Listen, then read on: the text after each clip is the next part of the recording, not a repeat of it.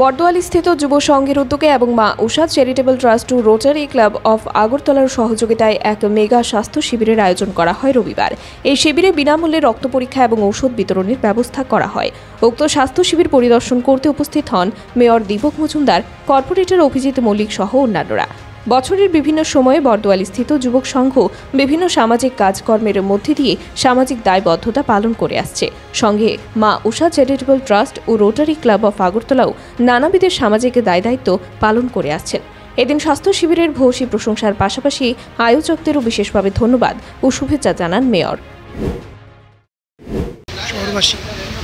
এটা তো বলবো যে শুভ লক্ষণ রাজ্যে বিভিন্ন প্রান্তে সরকারের পাশাপাশি বিভিন্ন সামাজিক সংস্থা, ক্লাব, ব্যক্তিগত উদ্যোগ বা বিভিন্ন প্রতিষ্ঠানের মাধ্যমে কিন্তু এই ধরনের মেগা স্বাস্থ্য শিবির বা ব্লাড ক্যাম্প বা বিভিন্ন সামাজিক কাজ হয়ে থাকে। আজকে এই বর্তমানে যুবক সংঘ পরিচালনায় বা সহযোগিতায় বলবো মা উষা চ্যারিটেবল ট্রাস্টের উদ্যোগে এবং আগরতলা রোটারি ক্লাব অফ আগরতলার সহযোগিতায় আজকে এখানে একটা মেগা রক্তদান শিবির হচ্ছে।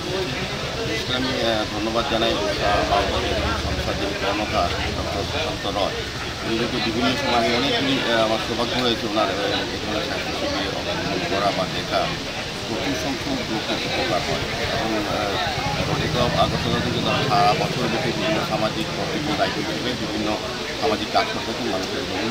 আর এই যুবক সঙ্গে আমি অনেকবার অনেক প্রোগ্রামে এসেছি, তারাও বেশ এই বিষয়ে উদ্যোগী হয়ে কাজ করবে। ব্যুরো রিপোর্ট, খবরের প্রতিবাদ।